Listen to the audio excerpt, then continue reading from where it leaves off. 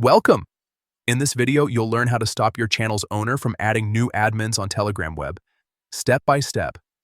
This feature is part of the latest Telegram update, and it gives you more control over your channel's management settings directly from your computer. Let's get started. First, open Telegram web on your PC and log into your account. Once you're in, go to the list of your chats and choose the channel where you want to change the settings. This will open your channel's main page.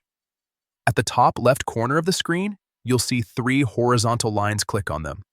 This menu gives you quick access to your account and channel settings. From here, select Edit to open your channel's editing options. Next, click on Administrators.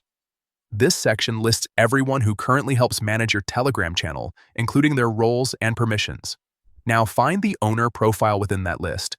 The owner controls all major settings by default, but you can adjust certain permissions if you're managing the technical side of the channel. Click on the owner's name to open the permission settings. Then, scroll down until you see the option labeled Add New Admins.